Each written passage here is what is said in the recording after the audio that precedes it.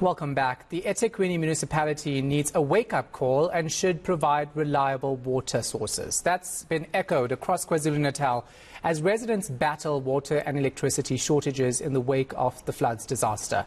Communities say they are tired of unreliable water tanks. This, of course, a month after those floods occurred.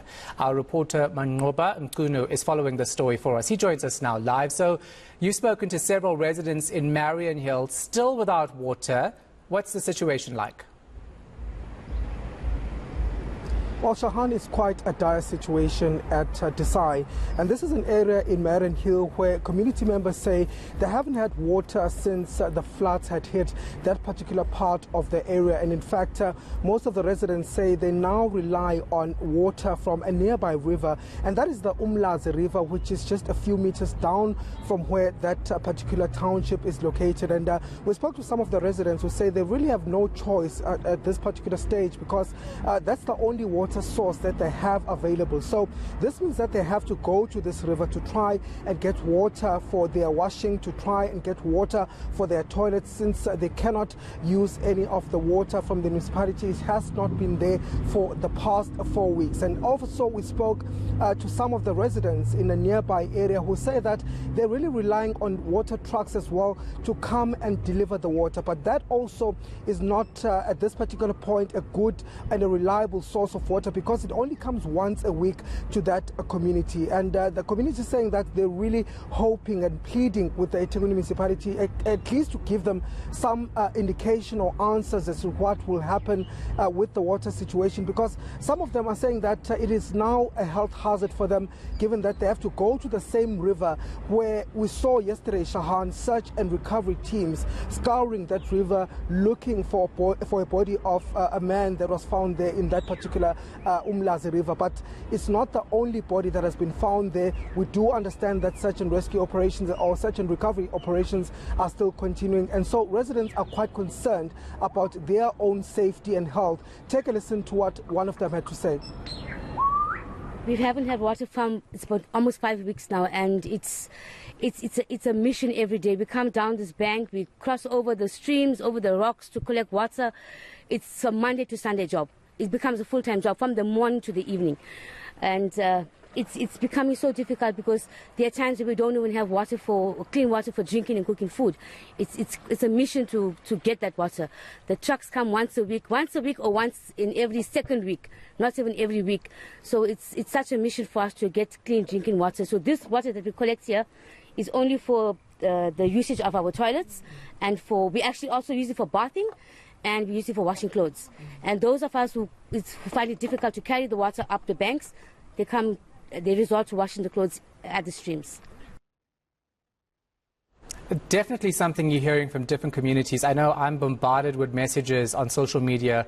Residents from Mariannhill, as we just saw, Shellcross, Chatsworth, so many areas affected. But Manqoba, we have to be realistic, right? There were water pipes that were washed away from underground, so authorities saying it is going to take some time to repair them. You also visited Reservoir Hills, where residents have taken matters into their own hands.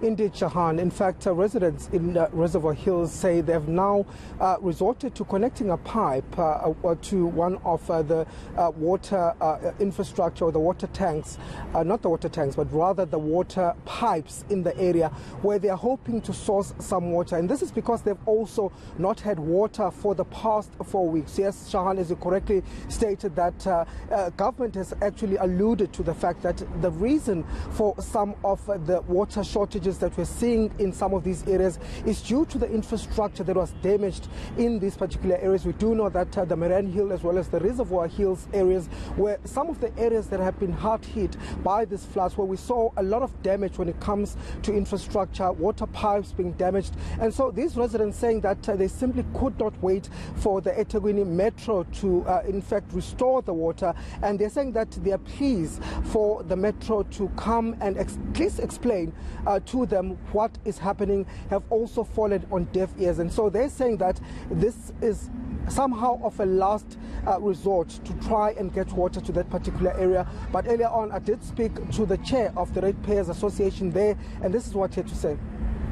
The situation is very bad. Number one, there is no water. Number two is we have got elderly and we've got sick people on this road and they cannot flush their toilets. We put a communal tap with our own money, putting taps on each fences. But that's not on. We are paying rates and taxes for what? The mayor lives in this area as well. And why the hell has he not come and visited the plight of these people? We lost a road. Residents were locked in for over a week into the houses. But the community had to help them. This is not on. The municipality needs a wake-up call. I think it's time enough now that the residents make the municipality take heed to our calls, and if they do not, they know what we are going to do. Okay, just show us, Ish, that pipe that you're talking about, because I understand that you have had to connect a pipe. Yes, we connected the pipe. If you look at the pipe, there's a pipe that's running on the side. It runs right through and it connects onto each residence fence. So in between the whole road, we put in so many taps. But it becomes a problem when the elderly, you want the elderly to come pick up a bucket, open the tap, put it in the cistern and go to the toilet.